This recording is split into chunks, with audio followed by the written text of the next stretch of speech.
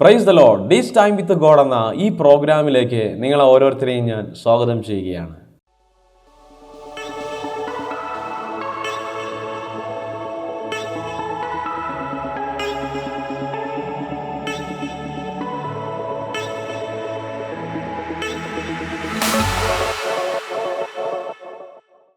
വിലാപങ്ങളുടെ പുസ്തകം 3-ാം അധ്യായം അതിൻ്റെ 22-ാമത്തെ വാക്യത്തിൽ ഇങ്ങനെ പറയുന്നു: നാം മുടിഞ്ഞു പോകാതിരിക്കുന്നത് യഹോവയുടെ ദയ ആകുന്നു.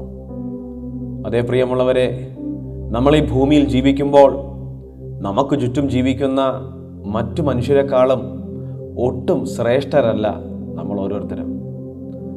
നമ്മളെക്കാൾ പഠിപ്പുള്ളവർ അനേകം പേർ നമുക്ക് ചുറ്റുമുണ്ട്. നമ്മളെക്കാൾ ബുദ്ധിയും ജ്ഞാനവുമുള്ളവർ അനേകം പേർ നമുക്ക് ചുറ്റുമുണ്ട്. നമ്മളെക്കാൾ ഒരുപാട് സമ്പത്തുള്ളവർ നമുക്ക് ചുറ്റുമുണ്ട്.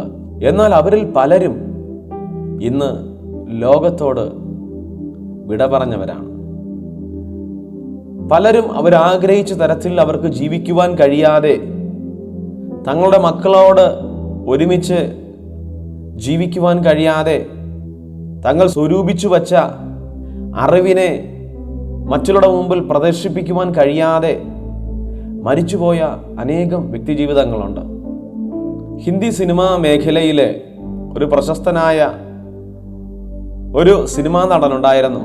അദ്ദേഹത്തിൻ്റെ യൗവനകാലത്ത് അദ്ദേഹം വളരെയധികം സിനിമകളിൽ അഭിനയിക്കുകയും അത്രത്തോളം സാമ്പത്തികമായി മുന്നിലെത്തുകയും പേരിലും പ്രശസ്തിയിലും എല്ലാം മുന്നിൽ നിൽക്കുന്നൊരു മനുഷ്യൻ.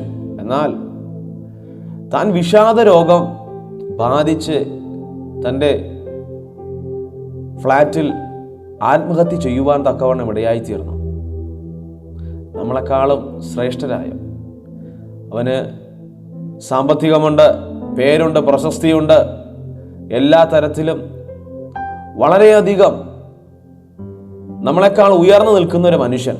എന്നാൽ അവന് തൻ്റെ ജീവിതത്തെ മുന്നോട്ട് കൊണ്ടുപോയി പൂർത്തീകരിക്കുവാനായിട്ട് സാധിച്ചില്ല. പക്ഷേ പ്രിയ ദൈവമക്കളെ, അതുപോലുള്ള മറ്റു വ്യക്തികളിൽ നിന്ന് വ്യത്യസ്തമായി ദൈവത്തിൻ്റെ ദയ നമ്മോടൊപ്പമുണ്ട്.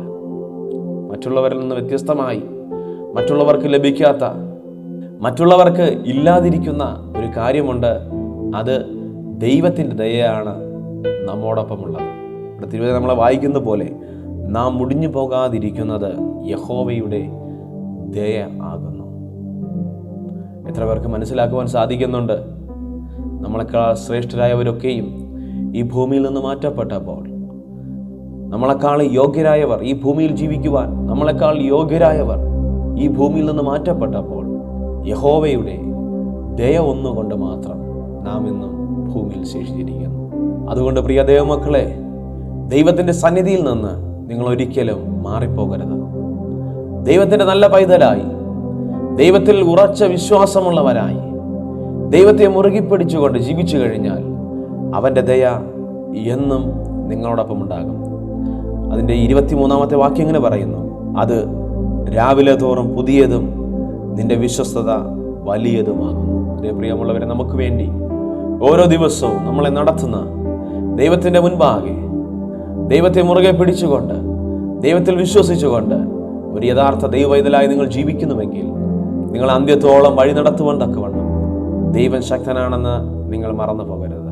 God bless you all.